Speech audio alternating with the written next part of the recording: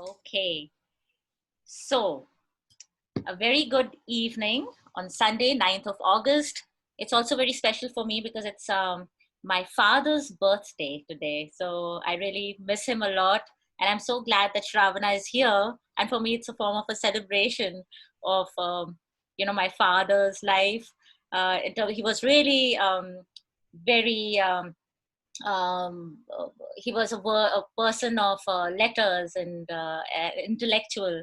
So doing this on his birthday means a lot to me. And with that, let me introduce to you Dr. Sravana Borkataky Verma, who's a very dear friend of mine. I've known her for a very long time. And she'll tell more about how we met, but I'll introduce her to all of you. She's a historian, an educator, and a social entrepreneur. She is, as a historian, she studies Indian religions, focusing on esoteric rituals and gender, particularly in Hinduism, the Shakta Tantra. Uh, as an educator, she's working as a lecturer in Harvard University and at the University of North Carolina-Wilmington. She teaches introductory courses there on world religions and higher level courses on Hinduism, Buddhism, religion, and film, and the history of yoga. In the past, she's taught at the University of Houston, University of Montana, Rice University, from where she got her doctorate, and Dalian, New Soft University, China. And in the previous non-academic avatar, Sravana worked in customer service. And all of us have this interesting story. All those people who are passionate about their fields, they have a background. And we would love to hear from Sravana about hers as well. She also is the co-founder of a non-profit Lumen Tree portal, and I urge all of you to go to the website lumentree.org. Is that correct, Shravana? And That's correct. yeah, you should definitely go and see. It's a wonderful site where courses are offered on different streams in religion. Shravana invests in building communities with individuals from various faith backgrounds who believe in kindness, compassion, and fulfillment. So that's what Shravana does, and her being a co-founder of this nonprofit, she engages with a lot of these aspects that are politicized today.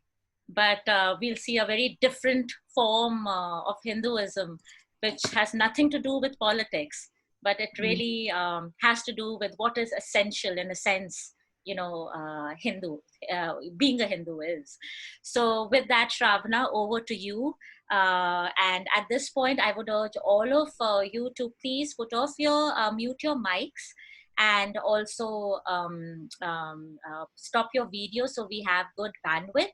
And after Shravana's lecture, we will have a question and answer session. And as always, at that point, you can start your videos and raise your hand so I can take your questions in an orderly fashion. So Shravana, over to you. All right. Thank you, Sonali. Oh my God. I was in fact thinking about us last night. We've known each other now for 24 years. And Uncle has been part of that shared history. I remember, innumerable lunches we've had at your home in Lajpat Nagar. Our little treats of bhel puri that we would eat outside the North Campus in Delhi University. And you asking the uncle, there was an uncle, I don't even know if he's still there, but there was an uncle who would sell bhel puri outside the gates of North Campus. And we would eat bhel puri, I think, almost every day. We can't even think of doing that now, but lots and lots of shared history. So thank you, Sonali. And you're absolutely right. Several of us who are in this field today study our subjects. We have kind of a twist and turns in our journey, in our how we've arrived at that academic journey. A lot of us did not take a very traditional route, and we arrived where we are. And look at you, you have the Himalayan Institute of Cultural Studies, and it's just been wonderful to also see your journey. So without getting, reminiscing more into history, let me just kind of begin with our lecture today. Now, the plan, what Sonali and we've been in touch for a while, and we decided to come up with a topic called hybrid Hinduism, and how we can possibly study Hindu traditions from alternate lenses. So why did we do this, right? What was, so I kind of want to begin with talking about why we decided to talk about this. And as Sonali pointed out, it is not political, yet it becomes, this topic is very sensitive, but we are not getting into that realm. Essentially, when we study Hindu traditions, and it can be teaching, like I do, and several of us in this platform we do in a university. It could be studying for self. It could be just finding an answer to a very simple question: who is a Hindu? We can ask that, which seems like an extremely simple question. But the minute we sit back and think about that answer, we realize it's not a simple answer. We also realize if we were to ask this on our dinner tables, just between 4 or 6 members of our family, we will come up with very different definitions. And so why? So that could be a study that you're just doing for your own self. It could be something that you would want to maybe explore more, to talk with family, with younger generations, and so forth. So when we look at the study of Hindu traditions, what we find is predominantly this has been approached through sacred texts. Now, there's nothing wrong with it. Traditionally, you would look at the understanding of Hinduism through the lens of the Vedas.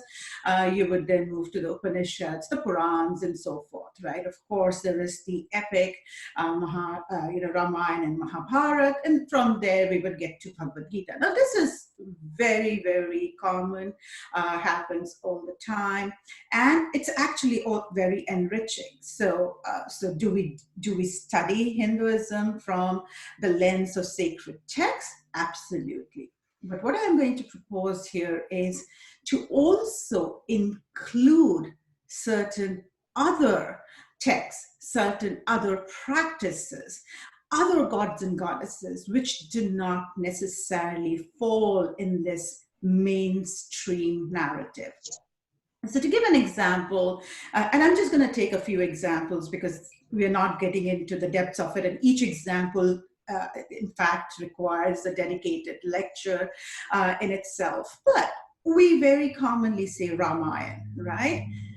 Is it Ramayan or is it Ramayans? So does it become plural, right? So the minute we make Ramayan plural, what comes into the mix? Now, I come from Assam, and my language training is Bengali and Assamese. And so, some of my examples leaning more towards Bengal and Assam. That does not mean I'm not being inclusive of other people. It's just that I don't study those texts. So when we look at many Ramayans, there is a text called Meghnad Bodhkavya in Bengali, written by Madhusudan Dutt. Right? Now, when we look at Madhusudan Dutt's work and we look at Ramayana from his lens, now, yes, there is a fierce debate that will go into, the validity of that text. Why did he write it? Does it even, should we read it? That is not what we are going to concern ourselves on. But what is important here is when we look at Ramayana as Ramayans, when we look at Mahabharata as Mahabharats, several elements come in. And what is the beauty of that is when we look at these different elements, we realize that there is a narrative. There is a narrative that is outside the mainstream Hinduism, outside of what we would call the very traditional Vedic Brahmanism, where there are these other stories, there are these other interpretations, there are these other elements. And when we look at those other elements, we will now start getting another layer of understanding Hinduism, understanding who is a Hindu, for example. Similarly, we can look at performance-based traditions. So in Assam, in Majuli, we have the Khotra dance, right? Swami Shankar Dev or Shankar Deva, however you would want to pronounce, he started a whole new tradition. So when we look at the Khotra dance, or if we were to look at the Theyyam in Kerala, we realize that there is something else going on there. Now, does that mean it's a complete black and white? No, but there are other elements. So for example, in Majuli, when we look at Ravan, now Ravan traditionally is always displayed with 10 heads and in a straight line, right? In a horizontal line. But when we look at the representation of Ravan in Majuli, the other 9 heads are in a circular fashion. So why? Of course, there is a pragmatic reason, which is based on performance. But if we were to dissect that understanding of Ravan, what else comes about? Is it horizontal? Is it circular? So, there are so many elements that come up. And finally, another example I can think of is goddess Hidimba in Himachal Pradesh, right? Now, when we look at goddess Hidimba, she's a very different goddess. Her understanding of who she is, the kind of space she embodies, is extremely different from, say, Saraswati. So when we look at Hidimba, then what kind of gods and goddesses are we willing to integrate into that meta-narrative of Hinduism? So what I'm proposing is that we study Hinduism from the lens of folklore, from the lens, so why do we talk about folklore? Now, when we look at folklore, in Hindi, when you look at the translation of folklore, very quickly you will come to Lok Sahitya. In Bengali, you will come up with Lokchara Vidya. So there is the Sahitya attached to it. There is a Vidya attached to it. But consider the phrase, that's folklore. Now, the minute we say that's folklore, we are, introducing an element of fallacy. We are introducing an element of untruth. So then what happened to the Sahitya? What happened to the Vidya? In Hindi, you also hear Gharelu Kahani, or you will hear things like, this happens in the villages. But what happens in the villages? Why is it happening? What happened in history? Like in Assamese, when I look at folklore, the one common translation that comes up is Lokasara, right? So if it is Lokasar, then what happened there? Why? Why is it that we kind of consider folklore in this category of, with an element of untrue, with an element of fallacy? Another example, very close to my heart, because I'm a scholar of Shakta Tantra, is Tantra itself. Now, all of us who study Tantra or who are in the realm of the larger realm of Tantra, it could be any form of Tantra. The minute you say Tantra, we come up with Tantra Mantra, right? Very quickly, people will be like, oh, this is Tantra Mantra or Tantra Mantra, however you want to pronounce it. Why?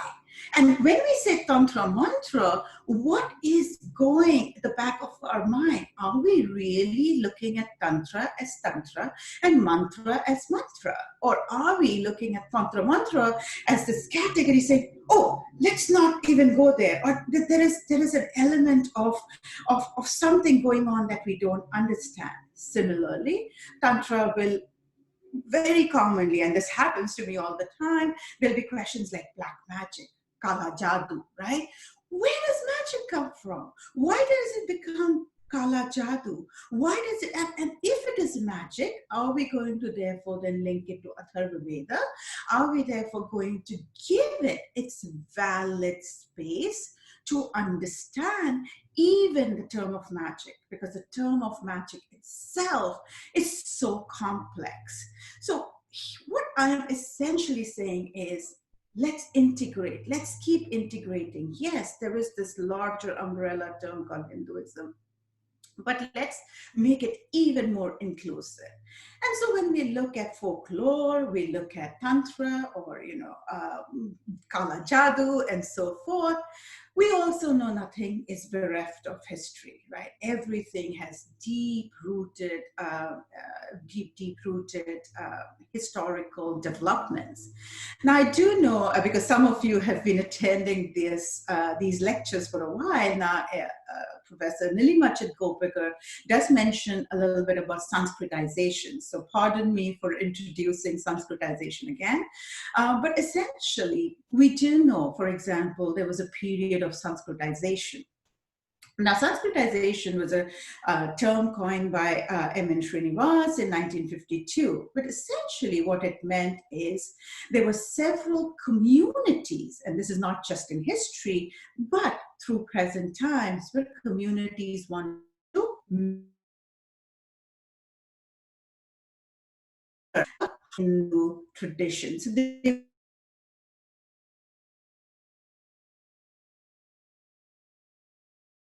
would start dressing a certain way, or they would redesign their temples a certain way. And this is a process of Sanskritization. I won't go too much into it, only because, I think in several lectures you've spoken about Sanskritization.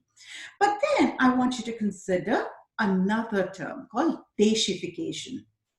Now, Deshification was used by Wendy Doniger. This is a term given by Wendy Doniger.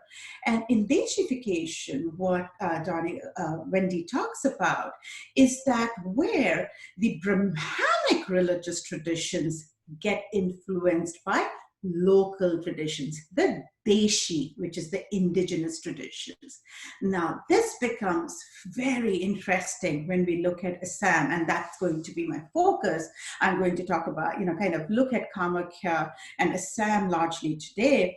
But essentially, when we look at Assam and the Hindu religion in Assam, we now integrate Sanskritization, we integrate Deshification, and then of course, there is the colonial period, there is the Hindu elite, there is the Hindu reform movements. And as I said, each of these categories needs a complete dedicated lecture and kind of look at how it influenced. So what's the plan for today? And from here on, I will go into sharing my PowerPoint slide. But essentially, the plan here today is to talk about something what Hugh Urban came up with this term called hybrid Hinduism. Why do we want to call Hinduism, why do we call Hinduism as hybrid Hinduism, or looking at Hinduism through these different lenses? I'm going to pick up data from 3 of my published pieces. One is on Goddess Tripura Sundari. Another one is on the Devdhani festival. And then the third one is the practice of Bali in Kamakhya. So I kind of will refer to these 3 published pieces. If you're interested in reading more, they're available. I made it public in academia.edu. If you're not in academia.edu, you can send Sonali or me an email, and I'll be more than happy to share. So the plan for the next about 35, 40 minutes is to bring 2 lenses together, the lenses that I've been talking of, which is bringing Sanskritization and Deshification together and in the same place. So I'm going to talk about Kamakhya. That's where I largely work. I'm a scholar practitioner, so I also practice some elements of Shakta Tantra that I speak about. And so here I'm going to put Kumari Puja, and the reason I picked Kumari Puja is because Kumari Puja, can be understood by a very large population, very popular all around in the pan-Hindu, in India, Nepal, as well as in the diaspora. And I will kind of put Kumari Puja in conversation with the practice of Bali. And I'm picking up Bali, or not only because it's in Kamakya, but again, we can look at Teleju Bhavani in Nepal. We can look at the controversies in Himachal Pradesh in the last 5-6 years around the government banning animal sacrifice. So we're going to kind of put these two together. After which I will take another example of possession or mediumship, however you would want to understand that. And I'm going to put Deodhani festival in Kamakya in conversation with channeling the departed in the Tiva tribe. And the Tiva tribe lives in Nagaon, so it's about maybe 30-40 kilometers from Kamakya, or maybe less, but somewhere in that range. But essentially, I'm going to bring these two sets of data in conversation. So what I'm going to do here is now share my slides, which would give you some visuals as well. Here you go. So let me go on to slide share mode. There you go. All right. So we're looking at, Kamakya, and we all know for a fact that Kamakya is one of the oldest Shaktapeeth in India, and if you look carefully, some of the pictures were taken by a awesome photographer. His name is Sapan Pathak. I think he's logged in, at least I saw him at the beginning. And some of them is shared by Dhiren Sarma, and he is a priest in Kamakya. So, and if you don't see photo credits under a particular photograph, then those are the pictures that were taken by me. So then I'm not kind of putting my name underneath. But essentially, when we look at Kamakya, we know that when we look at the oldest stratum and the numerous sculptures, we know that there had been some kind of an existence in 7th century, and we know that by the time we come to Pala dynasty, Kamakya is pretty much in place and because we find, so am I saying that Kamakya does not feature in Mahabharata? Yes, it does. But what I'm saying is the complex of Kamakya as we experience today has continuity going all the way back to the Pala dynasty. So when we look at Kamakya, this is a Shaktapeeth, and we also know that in Kamakya there is the 10 great goddesses, right? The Dasa Mahavidya. So it's a Shaktapeeth, and we have the Dasa Mahavidyas where they have the dedicated shrine, dedicated temples. And what is also very unique in Kamakya is that none of these goddesses are represented or prayed in their image. These are sacred frogs. There is the kund, or where there is the sacred water, and we know that this form of worship, this form of seeking the divine is kind of a little different already, right? We're already moving away from a very streamlined temple complex. If I were to go to, I'm currently in Houston, Texas. So if I were to go to Houston, Texas, and go to a temple here, say Meenakshi Temple, we know for a fact that the Meenakshi Temple will look very different from Kamakya Temple. And so I'm using this to kind of bring diverse traditions, diverse ways of accessing the Hindu divinity in conversation. So when we look at these in Kamakya, what we realize is that there is a very historical historic, complex negotiation between the Brahmanical and the indigenous traditions, right? So we know for a fact that Kamakya retained this blend. Kamakya retained the indigenous traditions and the Brahmanical traditions.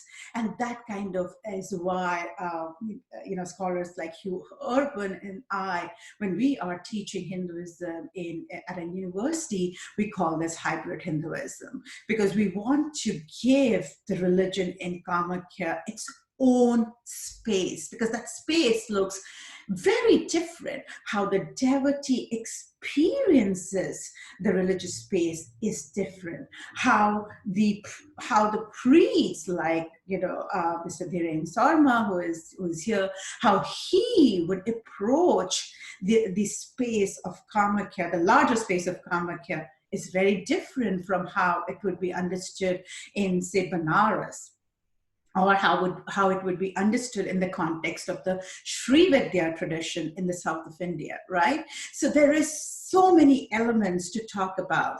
But essentially, that's what we see in Kamakya, this complex negotiation, a complex kind of living together and the process of Deshification and Sanskritization.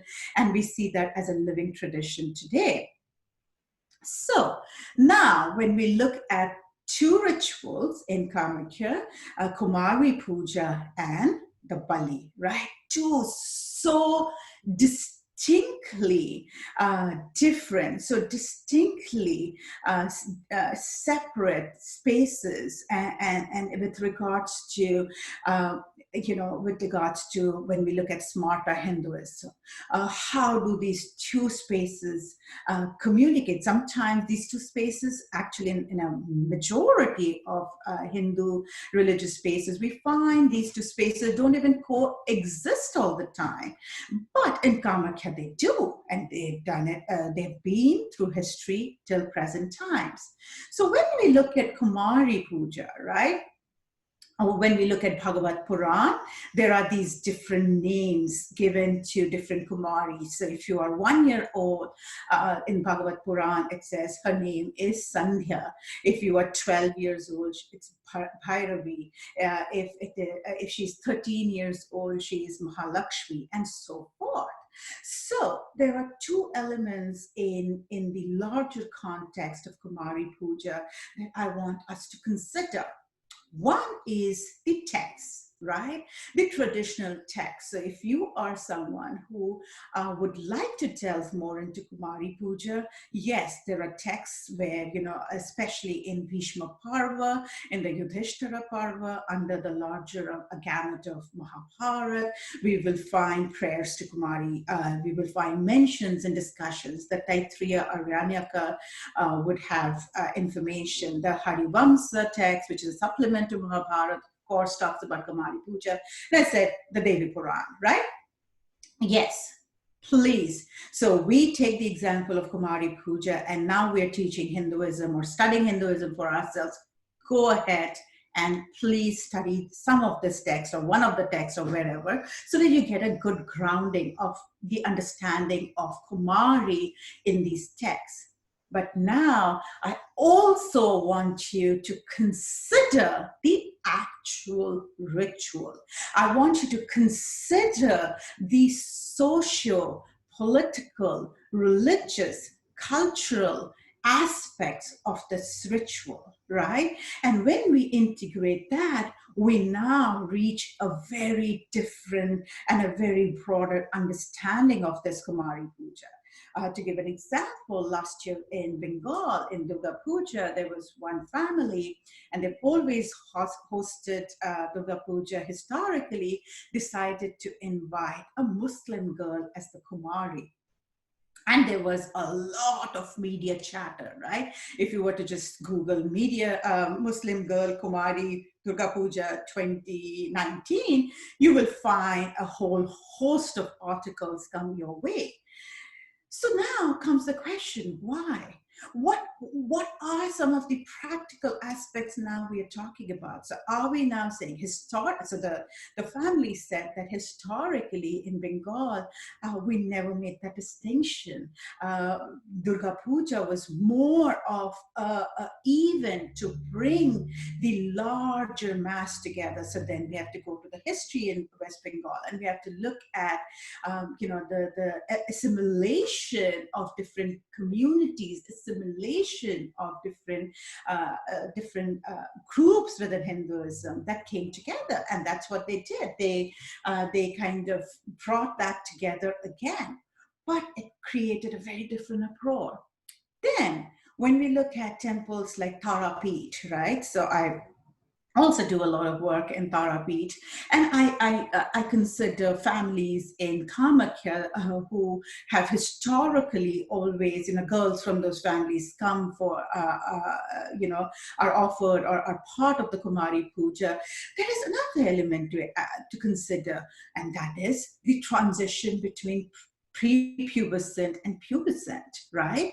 Where does this transition happen? How do we look at that transition? What kind of impacts now we are talking about from a standpoint of women, from a standpoint of women's bodies? At what point do we introduce now purity and impurity? And so, which then takes us to first the Ambubachi Mela. Now, the Ambubachi festival is a very sacred festival in Kamakya, which is celebrating the menstruation of goddess Kamakya. Very unique, very pious, very sacred time for devotees in Kamakya. People in hundreds and thousands come to Kamakya during Ambubachi Mela. And people stand in line for, I don't know, maybe almost 24 hours to get the prasad. And in that prasad is the red fabric, which is believed to be blessed by the goddess, right? So when we look at that element of purity and impurity, we interface that with the textual understanding of the Kumari, we now kind of get a more, in my mind, what I call a more inclusive Hinduism, a more accepting Hinduism, a Hinduism where we will allow for differences, a Hinduism where we will say, yes, if you are saying you're a Hindu, you are a Hindu. Period. There doesn't need to be a justification giving a Hindu saying, oh, I eat fish, so am I Hindu or not? I'm vegetarian, am I Hindu or not? And those kind of acceptance levels increase. And so then we look at Bali, right? Now, when we look at Bali, and I'm going to kind of stop this screen share for a second here and come back. So when we look at Bali, again, we realize that blood itself is very, very differently understood within the diaspora, within the Hindu tradition. So yes, in the case of Himachal Pradesh, going back, the government banned animal sacrifice or Bali, Pashu Bali, during Durga Puja, right? And there is a great paper by Udi Halperin, who he talks about Hidimba and goddess Hidimba and the entire space of animal sacrifice, right?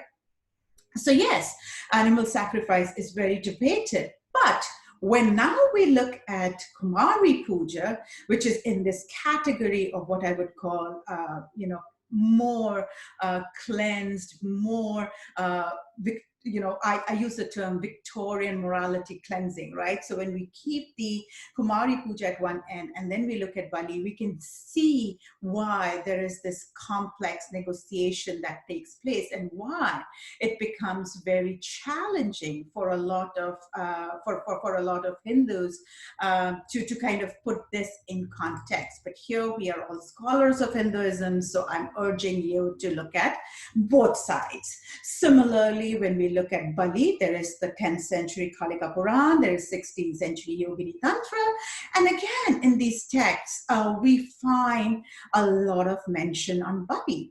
we would find details of agents that need to be sacrificed for the goddess to be happy, which does come down to human sacrifice. And human sacrifice goes into all kinds of other complex matrix.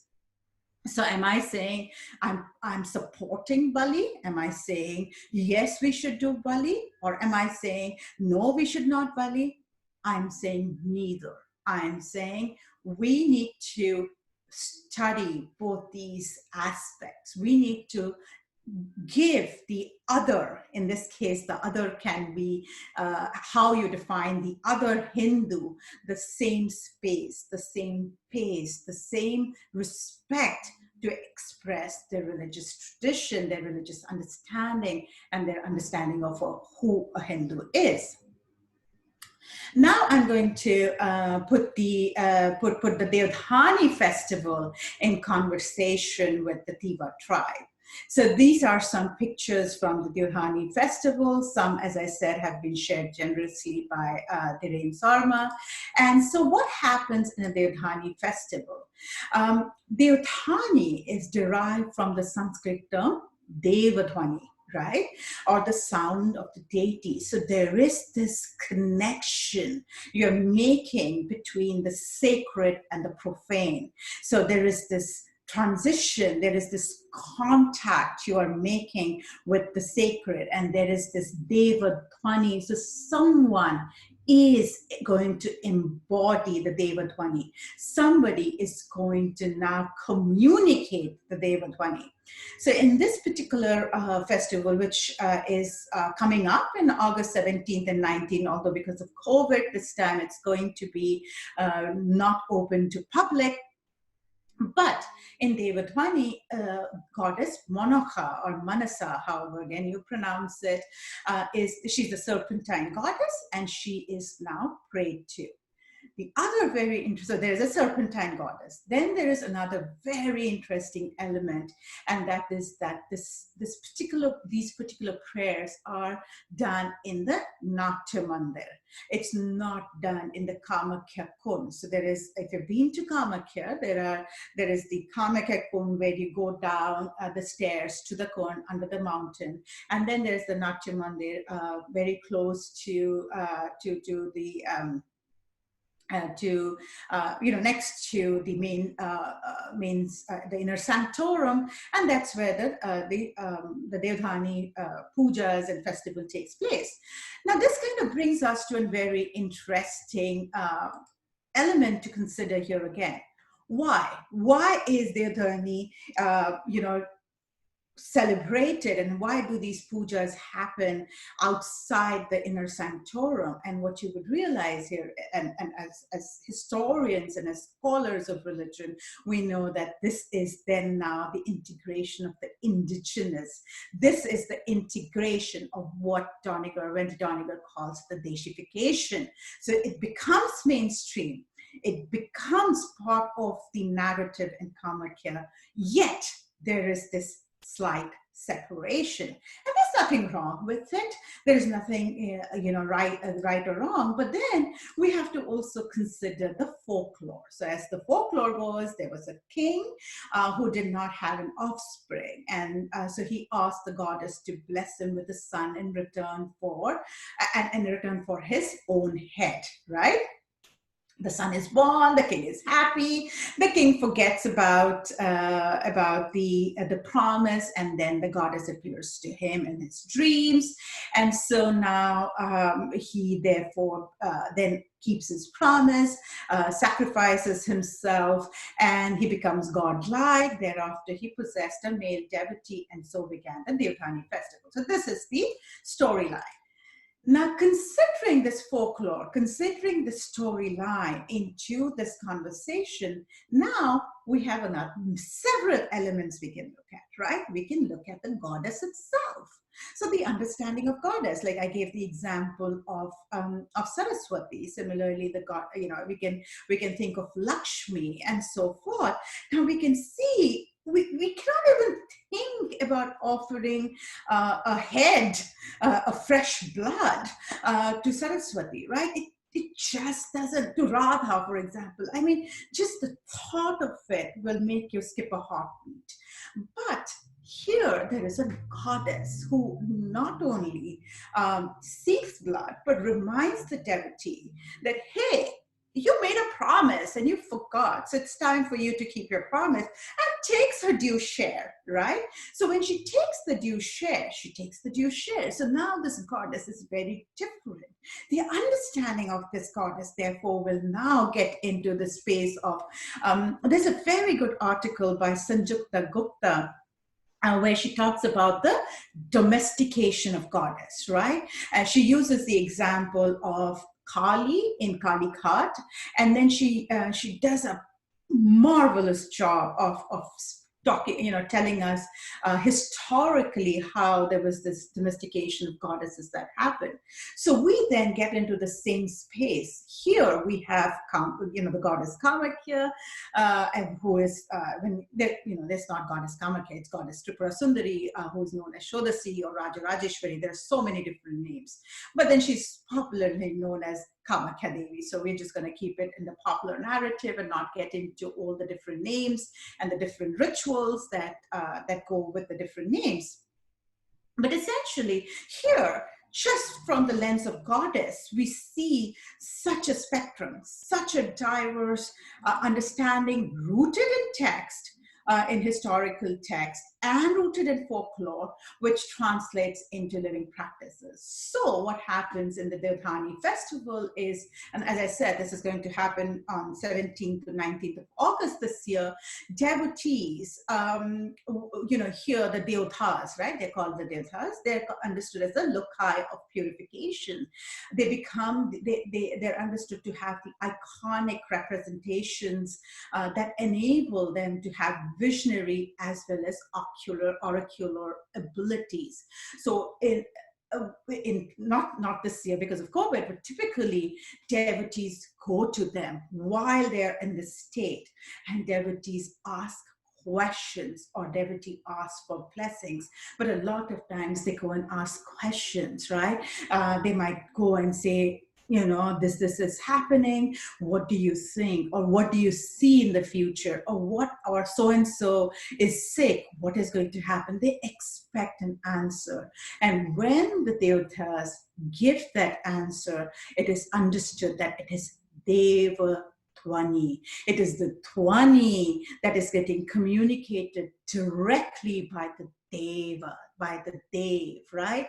So who are we? Now we can sit in what I call the ivory tower, and we can say, oh, this is all nonsense. These people are superstitious. They are ignorant. They're uneducated, or these festivals perpetuate superstition and XYZ, right? We can say several things to debunk this space, but at the same time, what we know is that devotee who went to Devdhani, to the Devta, with that devotion, with that understanding, with that desire for the answer, for the devotee, it's the Twani of the Devata. And that's where it begins and ends for scholars like me. We are saying, yes, absolutely, go ahead and analyze this. You can use any lens you want. You can use history, psychology of religion. You can use, I'm checking time so that I don't overshoot myself. There is many lens that you can use to understand the space. That's up to you. But let's not reject. Let's not use a reductive lens. And that's my, if I were to give you one thing and request you to take and remember just one thing at the end of this 1.5 hours that we're going to spend together, is to be constructive and all-inclusive with love and respect, and not being deductive. And finally, I will talk about the Tivas or Lalungs. Now, so Tivas and Lalungs, there is again, historically, there's been a lot of history where Sometimes they are understood as tivas, if they're the land tivas, and if they're in the hill, they're lalums. But irrespective, in the tivas and the lalums, there is a tradition. The tradition is where you have the tribe members come and seek the service of Mamuni. Mamuni is this lady on the right with like a blue little fabric on her head. This is Mamuni. She's called as Ma, right? She is understood as the mother touched by gods. If you really want to know her background, I have written about her in my in a paper called The Dead Speak. Again, it's published, so you can read it easily. But essentially, the ritual in the Tipa tribe, so what happens is when someone dies, after they finish the funeral rituals, they come to Mamuni. Mamuni then tells them, gives them a date and time when she will channel the departed. So when I first got to know about this, I was very skeptical. I was like, I don't know, how this is going to go, because there are also TV shows in the United States called Long Island Medium. So, you have all kinds of popular culture narrative going through your head. So anyway, I go for this ritual. And so first I find out when it is. So we then go back the second time.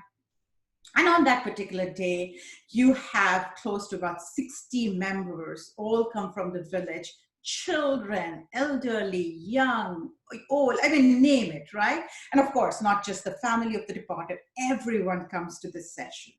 And the session begins with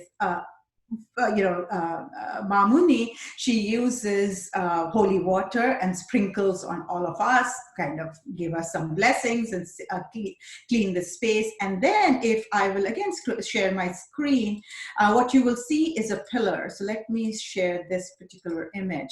This is the sacred, what you see on the left-hand side.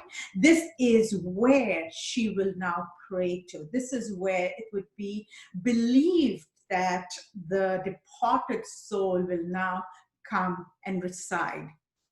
And so in this session, what happens, and these are some more pictures from the session. So we all, if you look at the picture on the below here on the right, we all sit behind Mamuni. So she faces the pillar, and all of us are like, we are watching it from the back, right? So we don't really sit in front of her or behind the pillar. We sit behind Mamuni. So in this session, what happens is she starts with singing. And it is, I would say, one of the most beautiful singing I've ever heard. It's soulful. And then she says that the departed has arrived. Here, me being the scholar, I am now looking at it and saying, how do we know the departed has arrived? Who gets to decide this? What I did not know is for the next 45 minutes, the family members will quiz the departed soul that has arrived. And I think that was the best part of this entire 4-hour session. They quiz, they ask questions, very personal questions through Mamuni. So Mamuni now becomes the interlocutor. She will now channel the departed through her.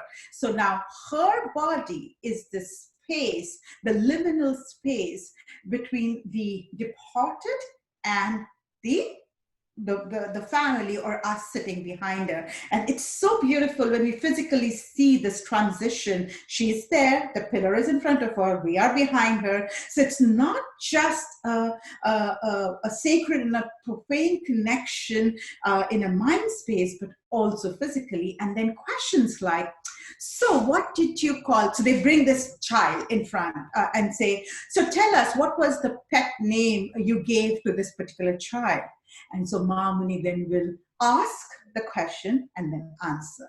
Ask and answer. So questions like pet names, favorite food, can you tell us some historical events about you? And so through this entire process, they communicate with the departed. after a verification of almost 45 minutes, where they establish and they need to know for a fact that this is the right soul, because they also believe if a wrong soul had come, that the wrong soul will give you incorrect information. Then when that happens, then they ask questions which I thought was absolutely spectacular. They've asked, are you okay back there? Is everything okay? Are you happy? Then they ask, was there any foul play in your death? And so there's this, and think about it from the psychology of religion. Think about it from the study of the larger space of death and dying. How healing is this? How healing it is for the community, for the family, and how death and dying, which is part of life, now becomes part of the narrative. Children are part of it. So death is no longer seen as this evil, dark, extremely distraught space. Death now is being seen as something constructive. So then they ask all kinds of questions like, okay, is there anything we need to do? Do you see, is there anything you did not tell us before going that we need to know? So they go through these sets of questions.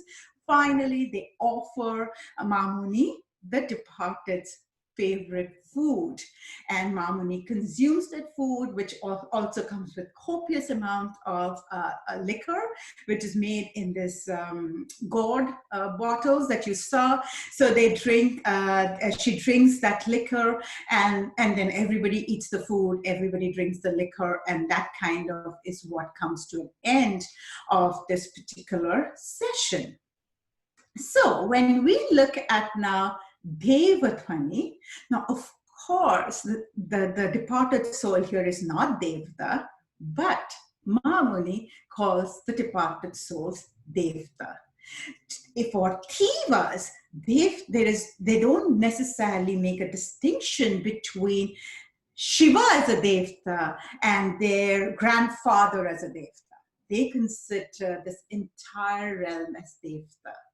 Then, when we look at the Thivas and we look at their funerary rituals, we look at their temple rituals, we look at their temple space. They're a big part of Shiva.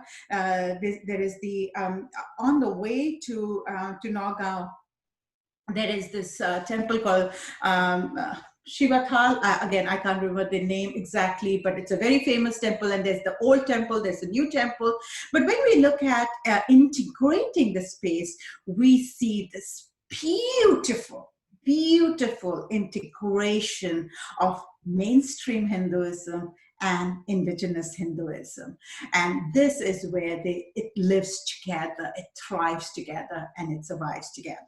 So that's kind of what I am urging us to do, is to kind of consider these folklore, consider what would otherwise be called as jadoo, consider what would otherwise be called as superstition, consider what would be called as mountain religion. I don't even know what mountain religion is to begin with, but okay, whatever you want to call it, right?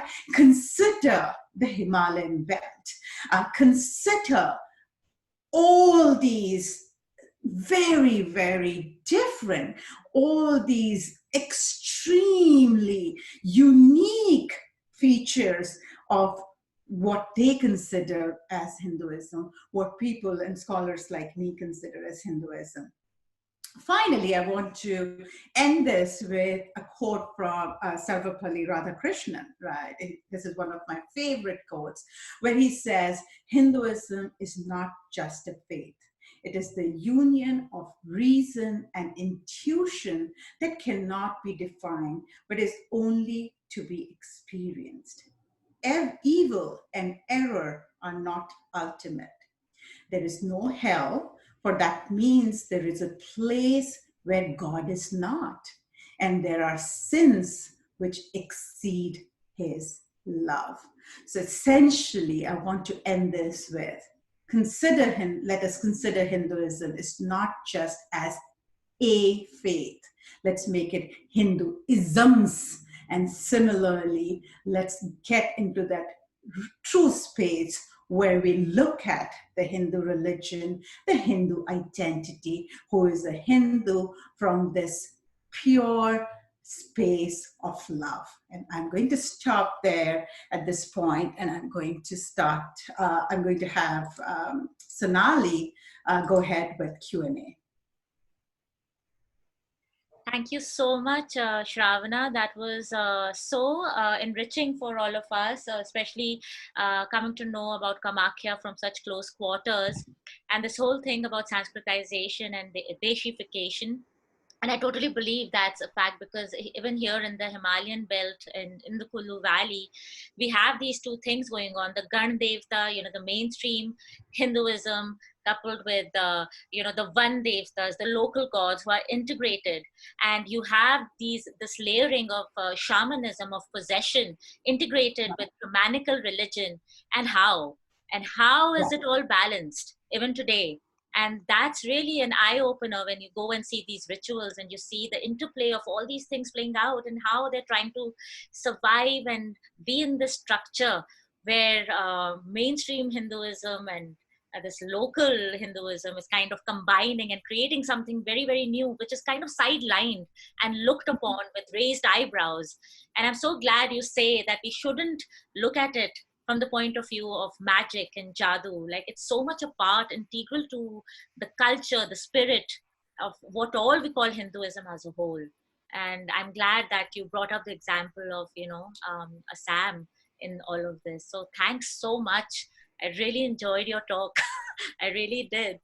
And let me see. But Sonali, let me just say one thing there. And we have spoken before about this, and we both feel very passionately. But even the term shamanism, right? Yeah. I mean, the minute we say shaman, there you go. It just takes us into this entire realm of what is true, what is untrue. Now we are in loggerheads with science. We are in loggerheads with pure medicine, as in Western medicine, right? But then we look at a shamanism, and we look at it from the lens of, say, now let's integrate Ayurveda, let's integrate acupuncture. How does that look like? Now what happens? Are we therefore going to be in loggerhead completely with medicine? I don't know anymore. And I think last week, Dr. Nandini Bhattacharya, she said, like these terminologies that we kind of abide by even today, they need to be questioned, they need to be reviewed, because with them, there are so many connotations which are so different from what they really stand for. And I think it's time, with scholars like you, Dr. Nandini, and of course me here, we need to review all these terms and really work on them, and take out this, the Western kind of notion, I would say, which has been fixed on them.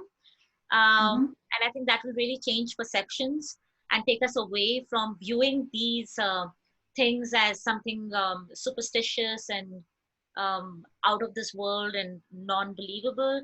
Because even as an anthropologist, when I look at these things, the first thing is, I'm going to be objective.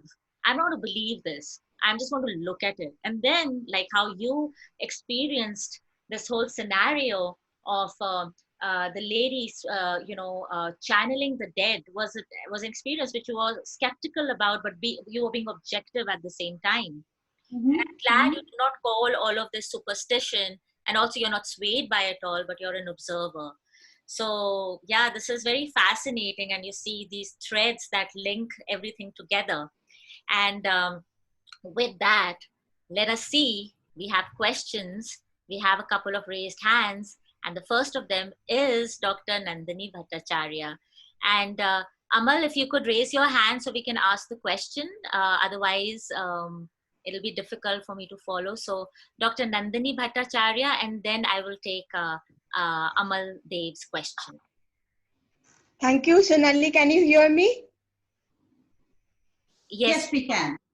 Yeah, okay. So it was a fascinating lecture. Thank you very much. And actually, I'm not an expert on this subject. I belong to a Shakta Tantra family.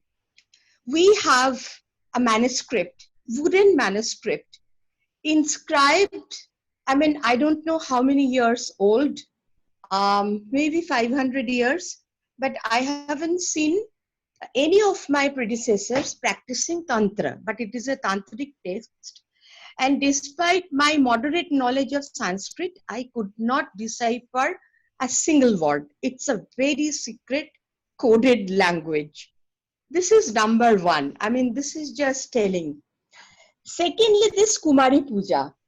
Well, strangely enough, this Kumari Puja tradition is also very much happening, and it is very much popular in Bengal.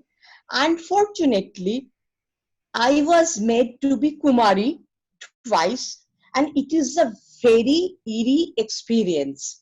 I didn't like it. But, Belur Mott, which combines all the religions of India, all the religions of the world, they perform Kumari Puja on the Navami day of Durga Puja. This is my one, observation. And secondly, another observation, I mean, you may think about it, about this Ombubachi. Actually, in the past, we were all, doing the fertility cult. So this Ombubachi, I'm really intrigued about interpreting as a fertility cult rather than, ostracizing them from other women. Actually, perhaps we misread the Ombubachi event. Also, I mean, in our family also, our puja room is closed for those 4 days, but actually it is fertility cult. And thirdly, I will just draw your attention. I don't know whether it is very relevant or not, but Tagore wrote a novel and a drama. I'm sure you are aware about it. It's called Visarjon. It is in the context of Tripura and the sacrifices of the buffaloes, the flow of the blood. So it was very much against the Shakto Tantra tradition that Tagore wrote about. So that much for now. Okay. Dr. Bhattacharya, a couple of things I would want to talk about. Yes. So first of all, I think that's absolutely awesome that you have this wooden text. Please protect it. Please save it, because we know how fast and how rapidly we lose these texts. The reason why this text, when you read just in Sanskrit, doesn't make sense, and I think you know the answer, but just for the larger audience, is because tantric text is laced in what is called as Sandhya Bhasha, the twilight language, right? That's how I translate it. So what you read is not necessarily what it means. What you read, it's so essentially what I would, if you're really interested and you would want to do this, there are several scholars today in different universities who would be more than happy to work with you. I'm not one of them. I've studied Sanskrit till my MA, but I don't work on texts. I'm an ethnographer and I do living traditions. But I would urge you to maybe look at, and we can talk separately on finding someone who can help you translate the text. Yeah. Kumari Puja. I am so glad you brought up eeriness. I actually write about it, and I actually talk about it a lot. It's not easy for that girl. Now, I'll give you an example. This was 2013 Durga Puja. We were in this particular temple in Guwahati, not Kamakhya, another temple in Guwahati. There was a Kumari Puja going on. And the mother of the child, she was maybe my age, looked very disturbed. And her daughter, there were 9 girls, and her daughter kept looking for the mother. And there was something going on, And so finally, I managed to speak to the mother during this period. And I interviewed her eventually. And she said, her daughter was selected to be the Kumari, which was considered as a big honor. The daughter was very excited at the beginning, but as the day came, she didn't want to be the Kumari anymore. She didn't want to be part of this 5,000 people treating her as Kumari, but the mother felt Yes. compelled. The mother, and educated like me, and I will never forget her tears. She then didn't know what to do. She did not know how to not have her child be part of that puja. So I'm so glad. Thank you for sharing that, because, as I said, we look at Kumari Puja from only one lens and we don't look at it from multiple lenses. So truly, truly, truly grateful. Actually, my father put his foot down that for the third time, no, never she will become a Kumari, because you cannot subject her to this kind of torture. Yes. Yes, and I'm getting chills here. This is one topic I even think about. It just brings up so much emotion that is so Yes. hard to articulate in this space. So we'll move on. Finally, so two more things you talked about. Ambubachi. My only request is we will again try to avoid cult, because when we say cult, it then again is using this thing called, the minute we say cult today, and I don't mean you use it that way, but typically cult in the Western world will be considered again as a very reductive fashion. But yes, it is a fertility ritual. It is a very important fertility ritual, and it does get absorbed from the indigenous traditions, like also Sonali mentioned. And finally, Tagore, of course, we know Devendranath Tagore, we know Rabindranath Tagore, and the history of the Hindu reform movement and what that did to the Shakta Tantra space. So yes, as I said, oh my God, there's so much to talk about there, but I think we'll go on to the next question. But thank you so much for bringing up Kumari Puja. I truly appreciate it. Thank you. And Shravana, talking about Kumari Puja, there is a kind of changed version of the Kumari Puja, and there's been a scholar who's worked on it. So there is this mystical place, which used to be mystical, not anymore, because a lot of tourists go there now. It's called Malana, and apparently there used to be this Kumari Devi kind of puja, where prepubescent girls were kind of worshipped as the goddess, and there used to be a festival to that effect. And later it got changed into a whole community where a male and a female were brought in, and there used to be a mock kind of sacrifice where the male was killed, and it was a changed version of the Kumari Puja. That is what has been argued by the scholar, and I've witnessed this festival on my own. It's called, popularly known in this region as Kahika, and it occurs every 15 to 30 years, and it's a very weird and different kind of ritual where the male is killed, and if he doesn't come back to life, the woman gets all the property and all the gold of the god or the goddess. But its background is that it used to be a Kumari Devi kind of puja, that kind of a thing, which changed with times. So I feel that in the Himalayas, I think there are remnants of this even today. But I just wanted to share this with you. But we'll go on to the next question. Amal Dev, you can ask your question. Hello, can you hear me? Hello. Yes, we can. Yeah, I was wondering if your studies on this Hindu rituals were some kind of related to Scandinavian Vikings, as I read that those Vikings who used to do the rituals like Bali, and in their Bali process or ritual, they even included human beings, like a fully grown male or fully grown female without any diseases or anything like that. So, does that from the region of Indian point of view, does it have any similarities to that Scandinavian areas? So, Amal, I don't know if I can say this ritual maps to Scandinavia or this ritual, maps to another part of the world. There are some theories connecting into Africa. Uh, I, I, I, I feel a little uncomfortable doing that, only because I don't think we have enough historical roots to say this, that, and the other. But Yeah. what we do know for a fact is that when we look at sacrifice, right? You're talking about human sacrifice. It's called as Narabali Yeah, in it's been said to happen in Tamil Nadu. It's Tamil Nadu.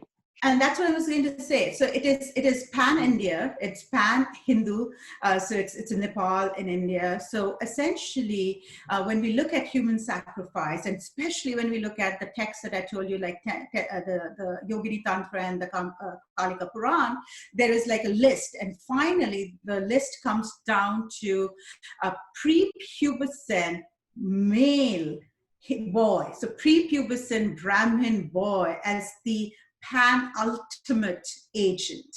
And that's the reason why in some communities and in some families, boys, when they're born, they're also, their ears are pierced, because if your ears are pierced, then you're not a pure agent anymore, because your blood has been released because of the ear piercing.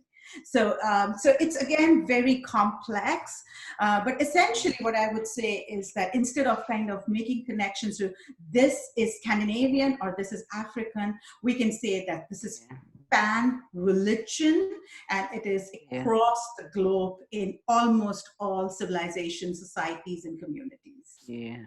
Okay. Thank you. Thanks. Welcome. Thank you, Amal. And we can have the next question by Harshada.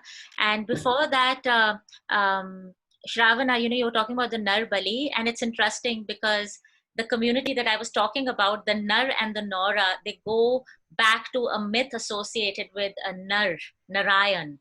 And the myth talks about this couple being ordained by Vishnu, by Narayan, to follow this ritual for posterity, to make sure there's balance on the earth, and the Narbali, so the Nar and the Nora. Another aspect to consider there is over and above the man and the woman is the Ardhanarishwar. Exactly. Yeah. Right? So again, going back to Tamil Nadu, there is actually a festival where the Kinnars, the Ardhanarishwars, they actually get married.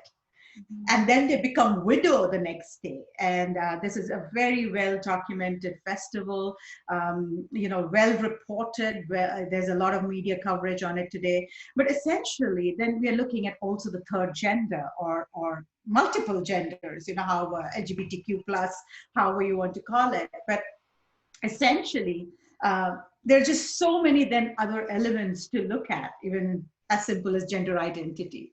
Exactly. May I add just one word about Narabali? Because when the colonial, the British were constructing Howrah Bridge, it was not working. It was collapsing. Then some people told them that you have to sacrifice some boys and put those boys underneath the pillars. Then only, this is a myth. I don't know whether it is true or not, but it happened.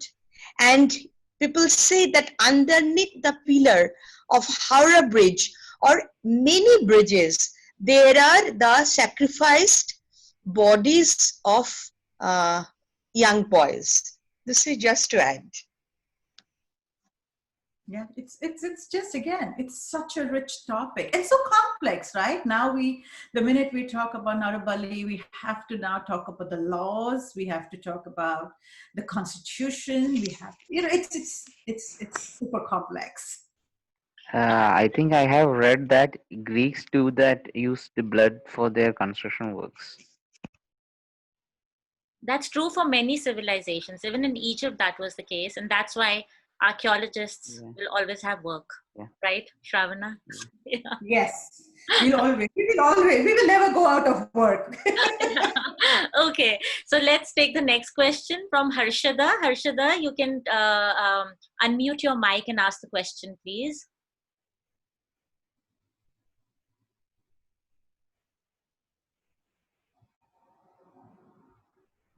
Harshada, we have you.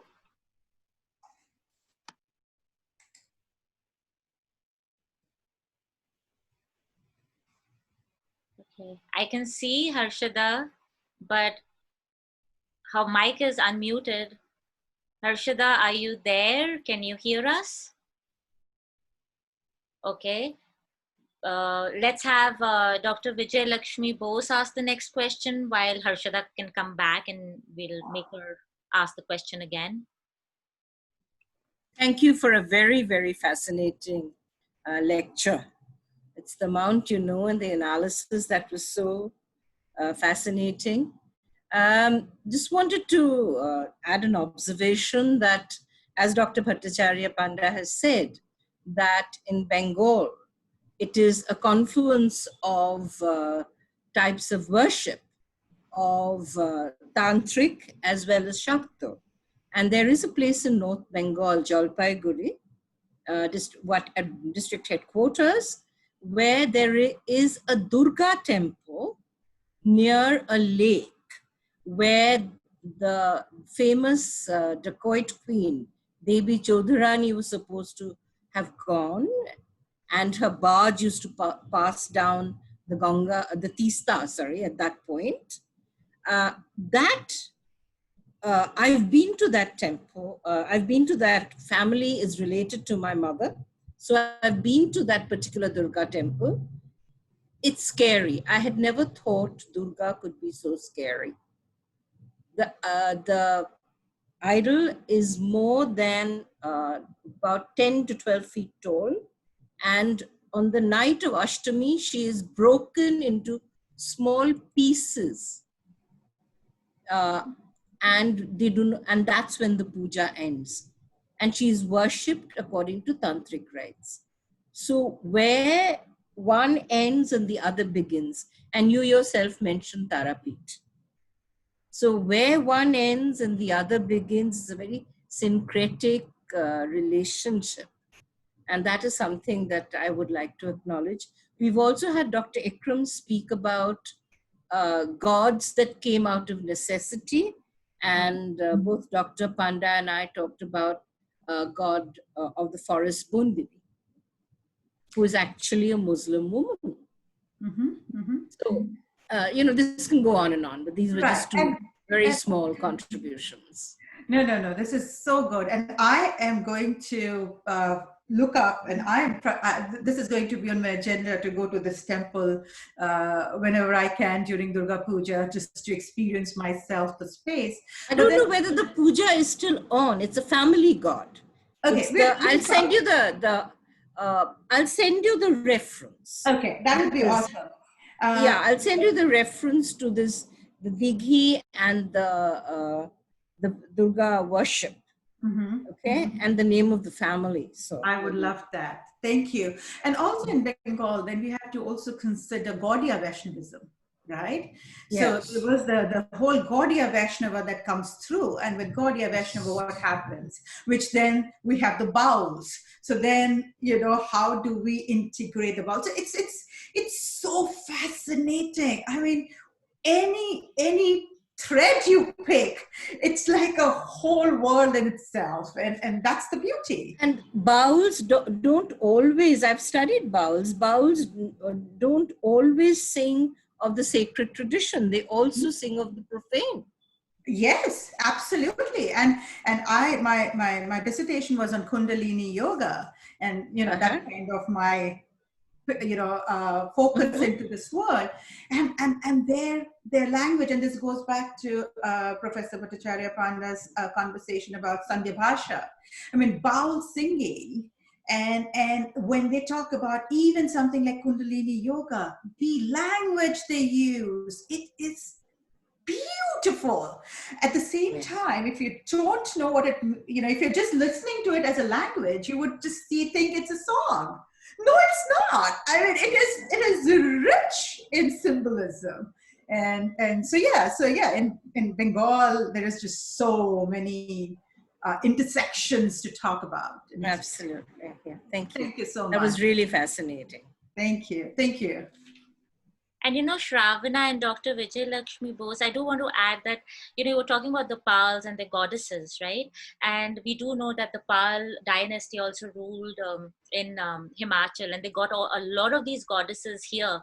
And if you look at these goddesses like Tripura Sundari or Hidimba or, other goddesses, they're temples. These are tantric goddesses. Their temples, they look eerie. They are different. They're different from the other temples that you see. Their idols are different. The iconography around the temples, the engravings are very different. They kind of, the minute you go, they have this element of something dark.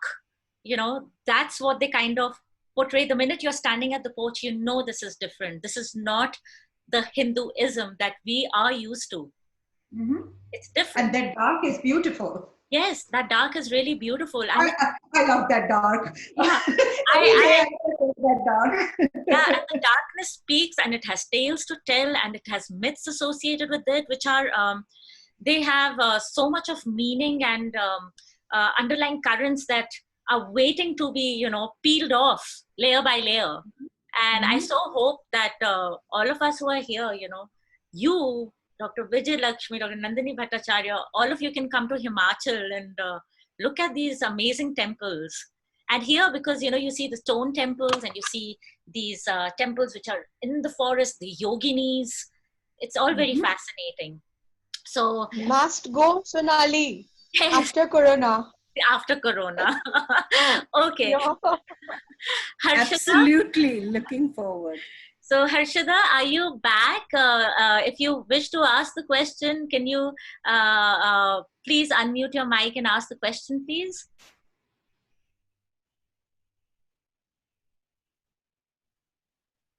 Are you able to hear me? Yes. Yes. Yeah, you can. Thank God. Hello? Yes, we can. Okay. I just wanted to add two things to the earlier discussion. Like in Maharashtra, when we are talking about Narbali, because we cannot give a Narbali, so instead of that, we use a coconut, which is considered to be a Brahman human. Okay, and about the construction, whenever a construction is done, there are myths around that. Even here also, when we people say that a young boy, newly born young baby, has to be buried for the construction to be complete. Okay, I just wanted to add that. And my question basically is, you told us about, you showed us the list of animals from the Kalika Purana. So in that, is a rooster included anywhere? Yes, just look at my paper. It is titled Red, an ethnographic study. And there I give the entire text translated from Yogini Tantra and Kalika Puran. And you will not only see the whole list of agents. It's a very long text. I didn't want to put it in the PowerPoint today, but it also will tell you how many. So it will say 2 this is better than 3 this, 3 this is better than 4 this. So it kind of keeps going on and on and on, and eventually it comes down to Narabali. Everything comes down to Narabali. And Harshada, just to kind of slightly connect more to this Bali space, is that's where the Ishti comes from, right? The Pashu Bali, the Ishti, the vegetable Bali. And so when we look at the vegetable Bali, so it's not just the coconut. You have coconut, you have that white pumpkin, you have honey, milk, ghee, the whole Vedic havan. Then is also, there is a beautiful documentary called The Altar of Fire. But essentially, that's what we see. A lot of the blood or living being sacrifice gets translated and moved into vegetable or vegetal sacrifice. And that's when all of these come from, right? Even the term madhu is so complex. We want to translate madhu as honey, But actually, no, when you look at the ritual text, madhu in every ritual means something different. So what is madhu? Is madhu really honey? That's where it begins and ends? The answer is no. So that's, the Bali space is, of course, again, a very, very fascinating, historically entrenched conversation to be had. Thank you. Thank you for your comments and contributions. Okay, we have Abhishek with his question. Abhishek, you can unmute your mic and ask the question, please. Hi, it was a wonderful lecture, Dr. Sravana. Question is about deification, and I don't know. I just wanted to know, like, I understood Sanskritization, where the minority community wanted to assimilate with the Brahminical fold. But why did the deification happen? As in, why would the Brahmins incorporate something lower than their strata? And because I belong to a Brahmin community, and the myth in, like, I come from Goa.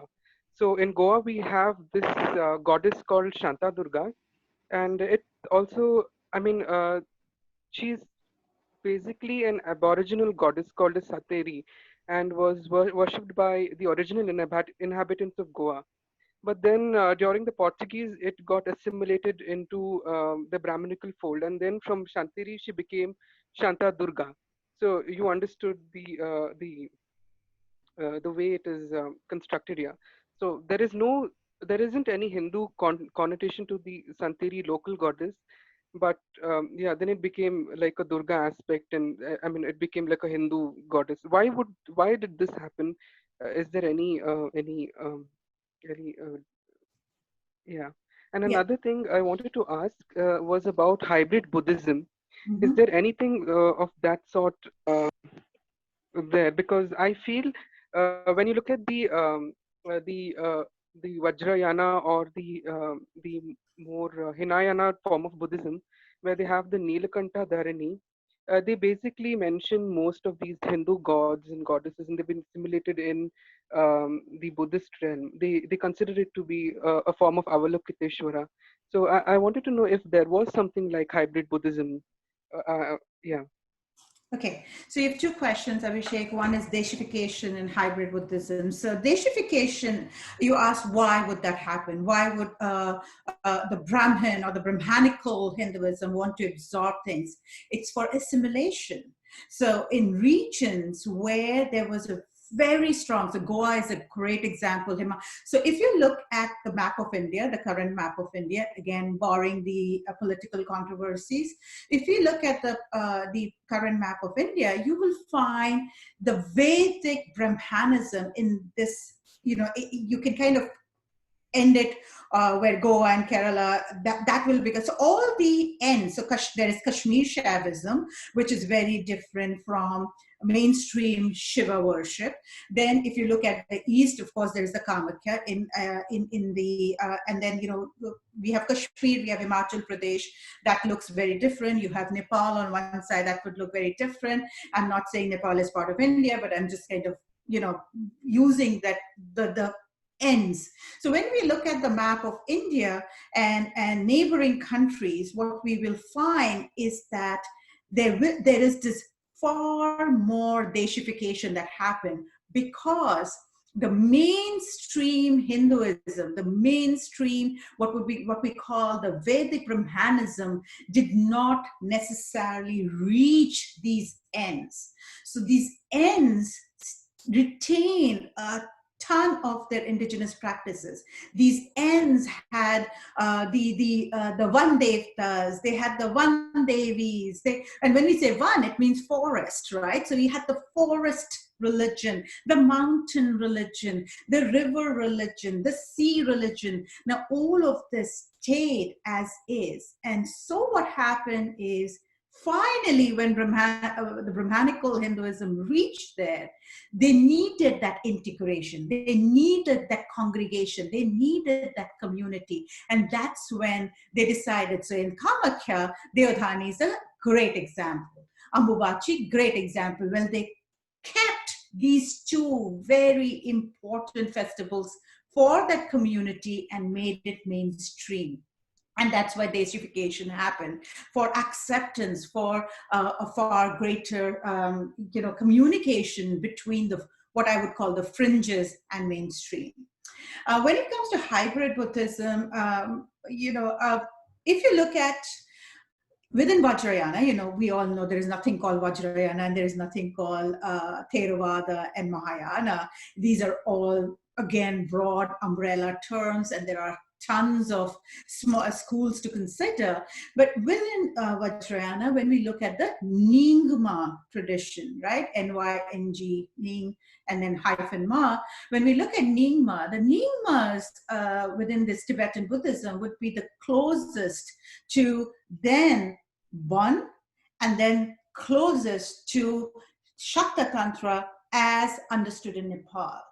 So for, again, a broad brush understanding, we can see Nyingma Buddhism as this hybrid Buddhism of sorts, where there's so much assimilation, so much integration between the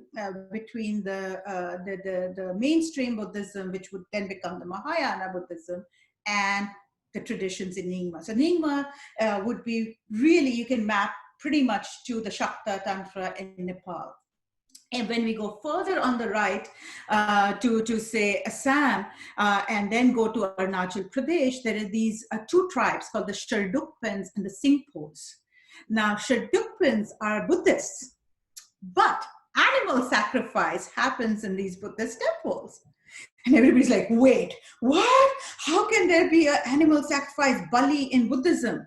It happens. How do they do it? The Buddhist monk comes and blesses the animal so that the animal or the agent has a swift transition to the next life. And the Sherdukpan, the tribal priest, who in generic term might be called as a shaman, will come and actually perform the sacrifice. So when you look at the Sherdukpens, when you look at the Shinpos, great examples of what we can call hybrid Buddhism. Make sense? Thank you so much. You're welcome. Thank you, Abhishek. We have another question by Amal. You could take Yes. I was just wondering if the rituals like Bali can be symbolized as the place where these celestial and terrestrial energies or spirits come together or join, like that stuff happen there. Hello? I would slightly be cautious of celestial and terrestrial connections. I think I would like to connect it. Amal, we can hear you. Hello? We can hear you, Amal. Hello? Okay, I think he's lost his audio. So, Sravana, continue. Hello? Amal. Okay. Hello?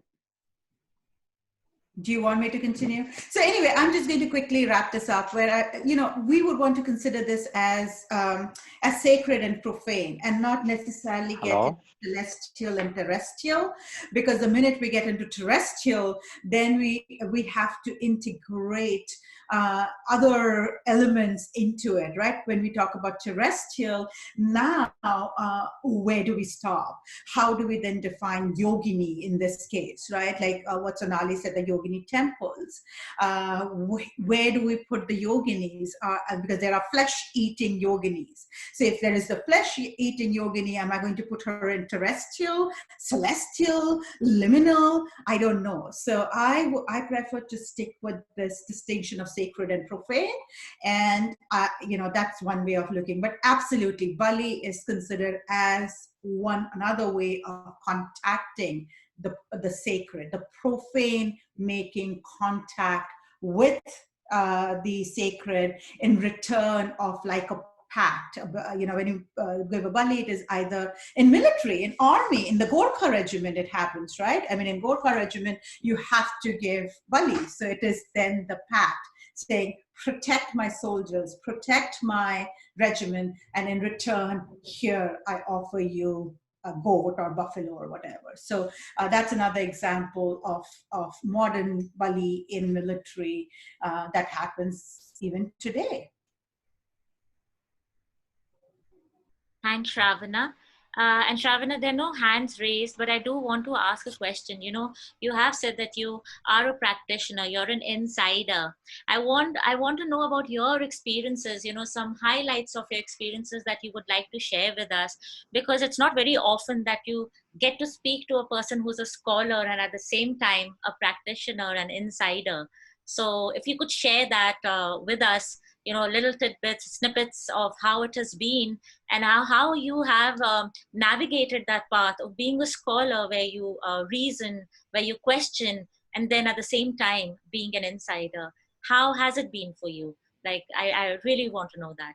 All right, so I'm just going to make it short. If you really want to, a friend of mine said this. So there is a podcast on my journey as a scholar practitioner published by Yogic Studies. It's episode 8, so you can Google Yogic Studies episode 8, and that's where I go into depths of my journey as a scholar practitioner. But essentially, so when I was very young, I had the side of me where I would, what today I would call it, get messages. And of course, I was too young. I didn't know what that meant. I didn't know what one would do. So I would only go to Baba, my father, and tell him that, X is going to happen or Y is going to happen, or what today would be called as clairvoyance or clairaudience. There are two different terms used, but one of the two. The reason why I don't pick one is because I was too young and I don't remember. So I vaguely remember, but I was very little. Maybe I was still 8, 9 years old. My parents come from Jorhat. So they actually took me to a temple in Jorhat, and kind of, because they didn't really know, right? I mean, what do you do with a child now who is saying these things and those things are coming true? So it kind of started there.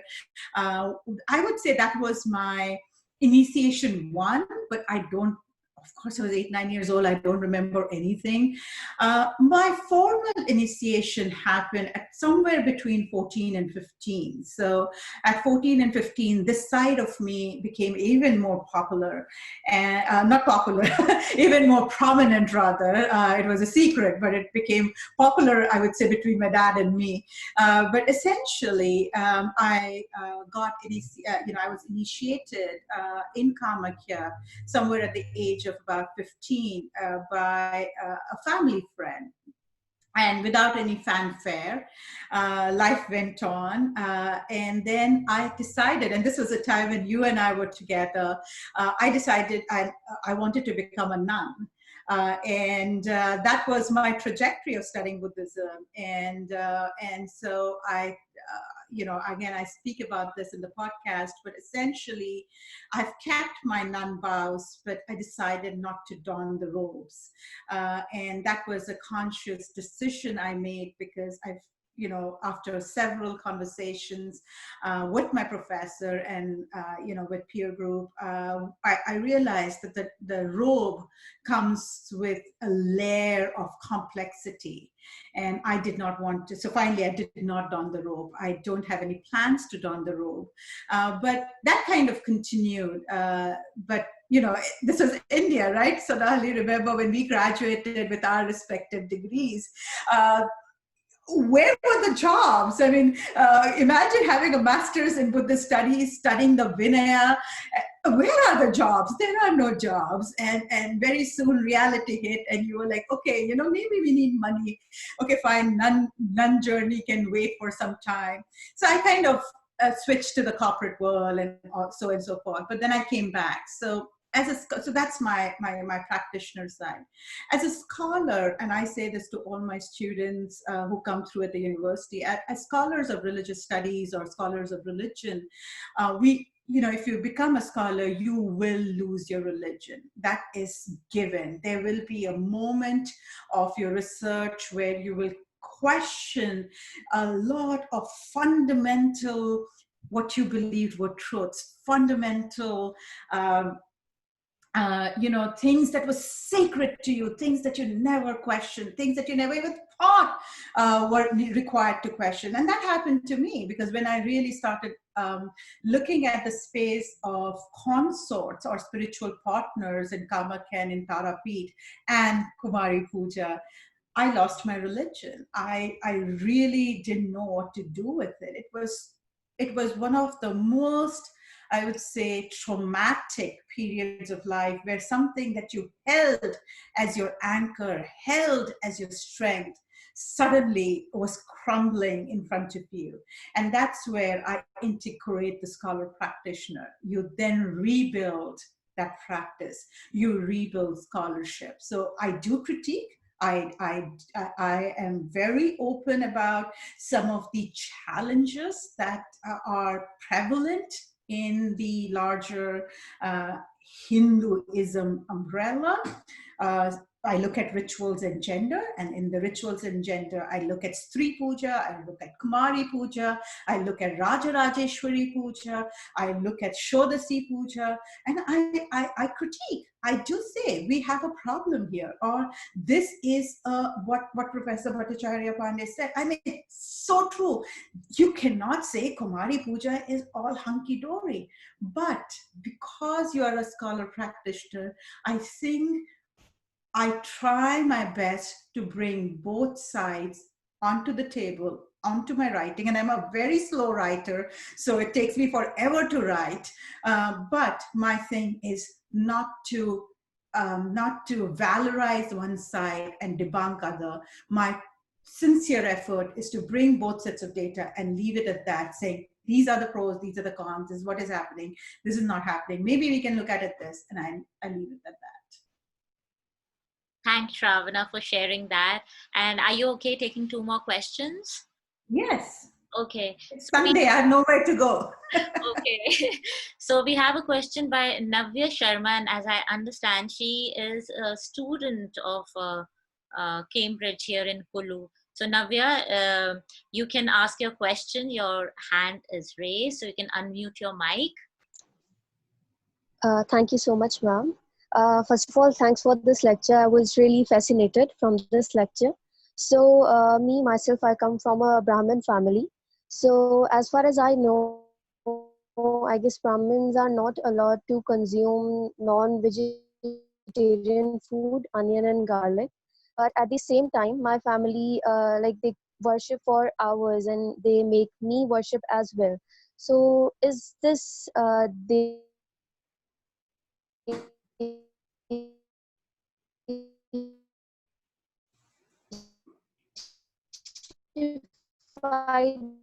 Brahminism? And Navya, I'm sorry, you broke in between. I understood that you're from a Brahmin family and that you do not eat non-vegetarian as well as onion and garlic. But I think after that, I kind of lost you. Yes, ma'am. Okay, I'll repeat it once again.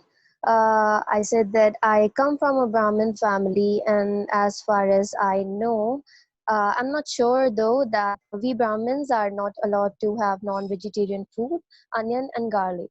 But at the same time, my family worship for hours, and they make me worship as well. So, am I a Deshified Brahmin, and what makes me a Brahmin?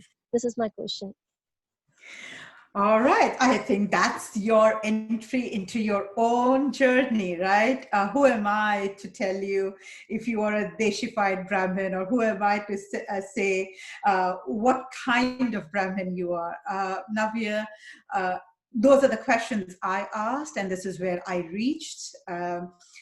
You do know that as Brahmins, there are several Brahmins who would eat fish, who would eat meat, who would eat onion and garlic, and food and religion, food and politics, food and caste are extremely complex questions to delve into.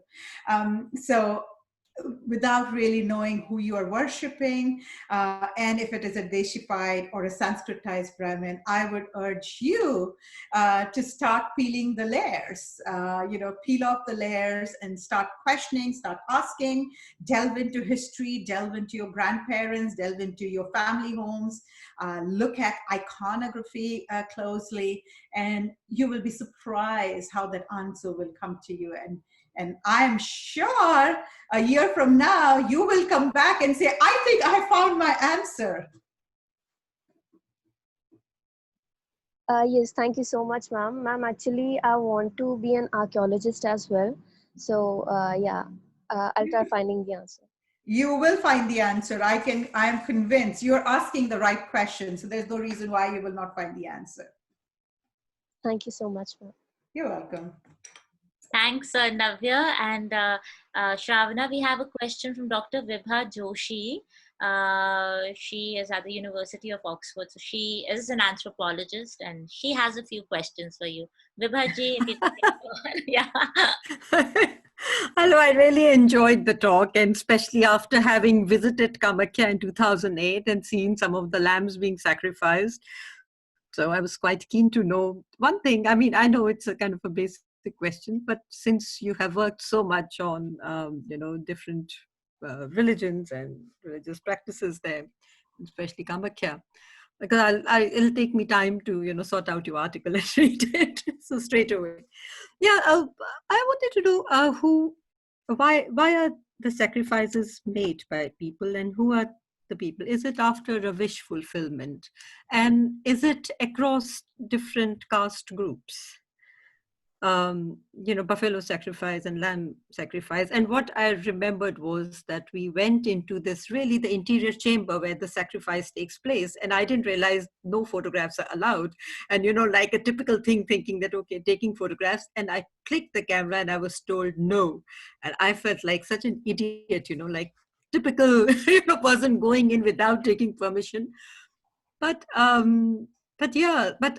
I could not get is exactly why the sacrifice is being made, as to what is the wish fulfillment and who all make the sacrifice. I mean, is it a certain group of people? Is it kind of a specific group of people who make, or is it widespread?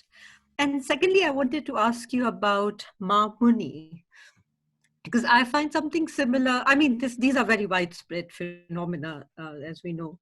And I work with the Angami Nagas, and they do have a concept of Tarhope, which is the bridge between the living and the dead. And even my Christian converts friend would say that they are scared to come in front of any Tarhope who is going into trance. There are very few left now, probably hardly any, because they do not know what truth the person might speak, what secrets they might say about whosoever is present around. So even that is there. Yeah, I mean, it's very interesting, they're like, there's conversion to Christianity, but at the same time, the belief, so there's kind of overlap between, non-Christian beliefs and the Christian beliefs, and, all kind of things. And so Tarhope, I wanted to know, who becomes a Tarhope, and how does Tarhope, I'm saying, who becomes a Mamuni, and is it a particular clan from where they come, or it can be anyone, and does it jump generations in the same family? Just kind of curious to know. Okay. Thank you. You're welcome. Thank you so much. Okay, so there are two sets of questions. One is the trance, Mamuni, and communicating, and one is the Bali. So why do we make, who makes Bali? Why do we make Bali? Is it across caste groups? So pretty much, and there is no, there are no demarcations of who makes Bali. And you can make a Bali either as a gift. So either for protection, as I gave you the example of Gorkha regiment, where you would, or in the military, you would do this because you want to protect, you want protection. It could be that it was wish fulfillment. So you said, Devi, XYZ should happen to me. If this happens, I will give you I will give you bali. It's almost like saying I'll give you prasad, right? Uh, so it could be that. It could also be that someone was really sick, and or is sick, and not was. If it's was, it's history. But if he or she is sick, then you would say, okay, instead of taking XYZ, take this agent as an offering. So this kind of goes to yoga, right? In yoga, there are these practices where you jump ship. There are yogic rituals and yogic practices where essentially when Yamraj comes to your door, you quickly go onto the other body, and then Yamraj knocks on your door and says, oh, sorry, wrong house, you're already dead, wrong address, goes away, right? So that kind of is also where you trade someone's life, with another life. Then there is also bali, but you take the animal, and you would have seen lots of them in Kamakya, especially pigeons with all the sindoor and the pink on their forehead, or goats with all the. So there's also another thing where you offer this animal or a bird for sacrifice, but you do not behead. You then release. You then let them go. So all kinds of reasons, right? It goes back to devotees, it goes back to their beliefs, it goes back to families. And then there are families where I do know they offer, so if, for example, a family has 13 male or 13 boys and men, so, between uncles and grandfather and father and son, like across generation, if there are, say, 13 boys or 13 masculine gender, then every Durga Puja, they will offer 13 sacrifice, right? So these are rituals that are prevalent. So it all kind of goes back to family, history, and so forth. Therefore, it transcends caste lines. It absolutely transcends caste lines. It is all over. And so it really comes down to belief, comes down to traditions, comes down to family, rituals that have taken place for centuries, and you don't want to be the one breaking that ritual. So that's kind of on the sacrifice end. Coming to Mamuni and so how this works in the Tiva community. Now, I cannot speak this for everyone because it might be a little different, but in the Tivas, first of all, there is a king. Even today, there is a king. He's a young guy. I mean, he's young, much younger than me. But if you want to ever go and work with the Tivas or the Lalungs, you have to go to the king, get his permission, and only then you can access these spaces. So with Mamuni and with the Tivas, there, at least as of 4 years back, there were 4 such women, right? And I'll be, more than happy to, to share her life with you, which again is published, so it's not a secret. But essentially, what happens is with her, with Mamuni in particular, she kind of starts to get possessed, or she's taken over by spirits, and this happens over a long time. And so now the tribal elders, the Tiva Lalung elders, in consultation with the king, then consider her. Then there is a period of assessment.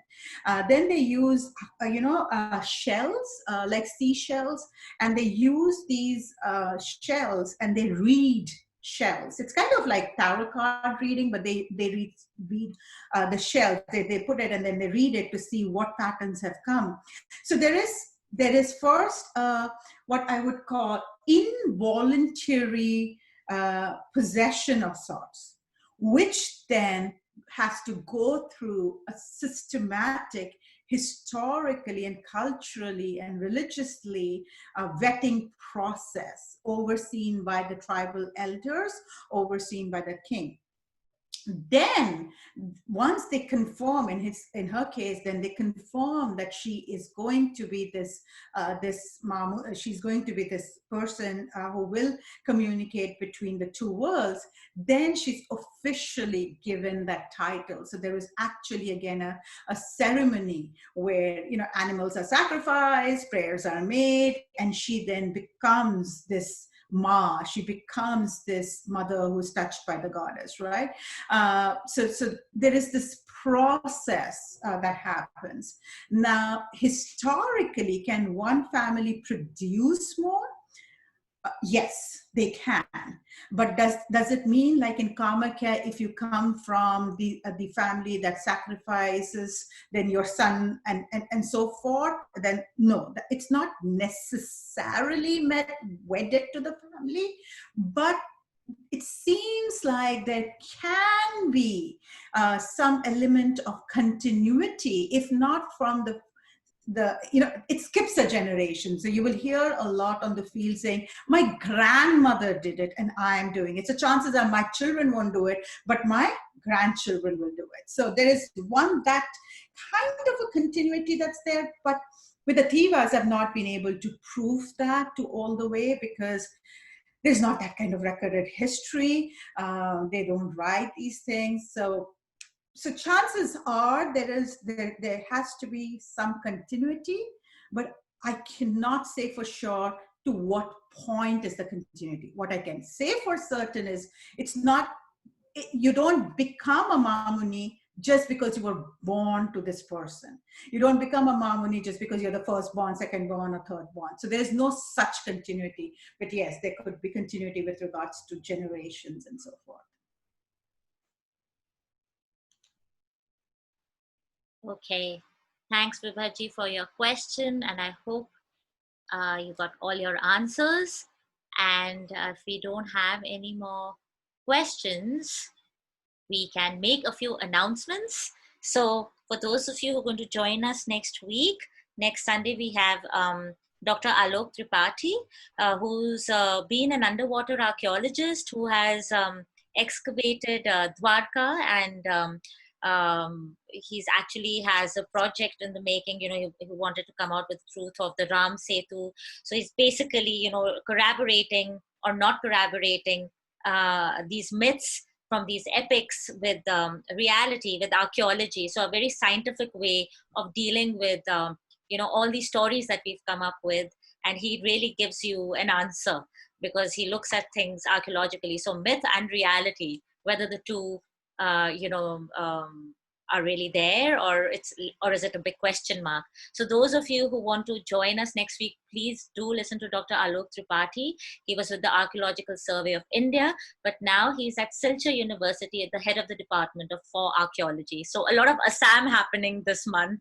And we also have Dr. Vibha Joshi. She will be coming up with her lecture after Dr. Alok Tripathi, end of August. And of course, Sravana, it has been so enlightening having you for our talk and coming to know about Kamakya, about this hybrid Hinduism, and especially nowadays in India when this whole rhetoric about Hinduism and ultra-nationalism and all of this is going on, it's so important for us to revisit, you know, what we view religion as, and to question our own selves and how we have grown up with these ideas that we need to assess and reevaluate. So thank you. And if you would like to say a few words while we depart, when we depart. Yeah. Thank you so much, Sonali. Thank you. This was wonderful. And as I said, who knew 24 years of history would culminate into something so beautiful, something so constructive, something so meaningful. So thank you. It's been absolute pleasure. Thank you for the questions. I haven't looked at the chat. So Sonali, I'm guessing if there's anything in the chat that requires my attention, you will send it to me. It's kind of hard to listen and to formulate your response and to look at chat. I know people do it. I'm not one of those. So if there was a question or a comment that we did not address, I'm sure Sonali and I will work after this, and we will definitely post a response. So thank you so much for giving me your time. This was wonderful, and you are going to see me also trying to log in as best as I can as we move along with the semester. But take care. Thank you And so much. Shravana, just want to share this with all the viewers. It just, just a flash of, remember us. And I want to share it with the viewers. We went to this Bhima Kali temple, and here we are, you're talking from, the religious perspective, and I became an anthropological archaeologist, and you're talking about gods and goddesses. Did we really Right. know that we'll come back discussing about these goddesses one day, 24 years later? Like, how is life? I know. Where does I would have never thought us standing and eating bhel puri outside the north campus gate would ever come to this. But this is wonderful. Thank you, Sonali, for reaching out and inviting me. I had absolute fun. And we would love to have you back. We would love to have you back. And do tell everybody about your portal, the Lumen Tree portal. I really want everybody to. Yes, thank you. Thank you so much. Yes, please, we're just in the making. It's a nonprofit. It's called, you can Google lumentree.org. Our plan is to offer online courses across the spectrum. So not just Hinduism. Of course, I will do more Hinduism, but, we had a great question on hybrid Buddhism, for example. Similarly, cross-religious dialogue between Christianity and Hinduism. So we are just starting. It's very new, but we do have a website, and some of the courses are already up, and you can sign up and you can start taking those courses. Some of the courses also will give you credit hours if you need credit hours. But we would love for you to visit the website. We also have a Facebook page, Lumen Tree, as well as an Instagram page. So thank you, Sonali, for reminding me to talk about Lumen Tree for a second. I always forget. We'll keep reminding. And, this is what education is all about. It's just not, and to all our viewers, it's just not about, going to university and getting a degree. If you have, gone away from that stream, you can still come back and, revisit things that you need to know through these alternate portals. You've got Lumen Tree. Even at the institute here, Himalayan Institute, we will be offering workshops that go across a spectrum of things: archaeological, anthropological, art historical. So sky's the limit. And of course, Corona has helped us to look at our little screens and become innovative. And I think this is one thing that we've all earned out of this pandemic: becoming innovative and looking into alternate ways of learning and gaining wisdom. And Thanks, Vibhaji, for sharing Lumen Tree on the page. Thanks so much. And I'll post it on our WhatsApp group as well. So have a wonderful day, Shravana. And thank you. Yeah. And I would love to come back. So we'll talk. We'll be in touch. Definitely. Take care. Have a good night and have a good day wherever you are. Yeah. Thank you. Take care. Bye. Good night. Good night. Good night.